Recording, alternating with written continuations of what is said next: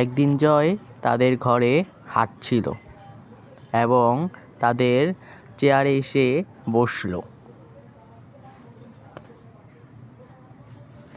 তখন তার বোন অনুষ্কা তার সঙ্গে দেখা করতে আসলো এবং বলল,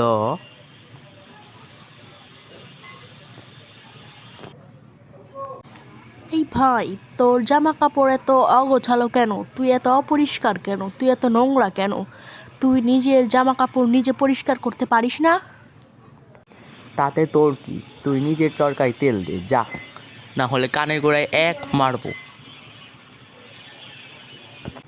এই কথা বলে জয় সেখান থেকে চলে গেল এবং অনুষ্কা তার দিকে তাকিয়ে রইল।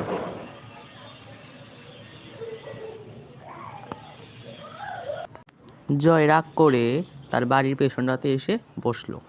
তখনই সেখান দিয়ে যাচ্ছিল তার টুনিয়া বৌদি। টুনিয়া বৌদি জয়ের সঙ্গে তার কুশলা পরামর্শ জিজ্ঞাসা করলে জয় তার উত্তর দিল এবং টুনিয়া বৌদি জিজ্ঞাসা করলো, তোমার কি হয়েছে? জয় সে উত্তরে বলল, টুনিয়া বৌদি, কোথায় যাচ্ছিলে তুমি? আমি একটু সামনের বাজারে যাচ্ছিলাম। কেন, তাতে তোর কি? না, তোমাকে দেখলাম তাই জিজ্ঞেস করলাম। হাই রে হাই, সব ভুলে গেলাম রে। হাই, তোর জন্য আমি সব ভুলে গেলাম। যা যা, দূর হ হতচ্ছাড়া কোথাকার। ঠিক তখনই সেখানে একটি ডাইনি চলে আসে এবং জয়কে তাড়া করতে থাকে। জয় সেখান থেকে দৌড়ে পালিয়ে যায়। তখনই জয় একটি গ্রামে দৌড়ে পালিয়ে চলে আসে এবং ডাইনিটাও তার পিছু করতে থাকে এবং ডাইনিটা জয়কে ফেলে দেয়। কিরে দাদা, তুই এতক্ষণ ধরে কোথায় ছিলি? আমি তো ঠিকই বলেছিলাম, এতে এত রাগ করার কি হয়েছে? ও, বুঝেছি, আমার কথাই রাগ হয়, তাই না?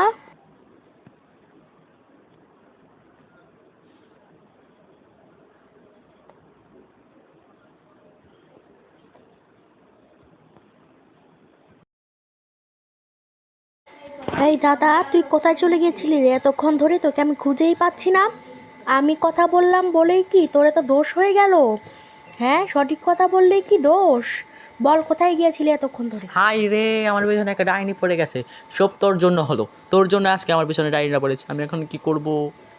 আমার জন্য কিছুই হয়নি, সব হয়েছে তোর ভুলের জন্য। তুই একটি নাছোড়বান্দা চোর। তখনই সেই ডাইনিটা জয়ের পিছু করতে করতে তাদের বাড়িতে চলে আসে এবং জয় আর তার বোনকে আক্রমণ করে। তখন জয় বলে, ডাইনি বোন, আমাদেরকে ক্ষমা করে দাও।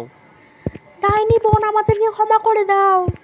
আমার ভাই একটি অপরিষ্কার ছেলে, তার ভুলের শাস্তি আমাকে দিও না। এই বলে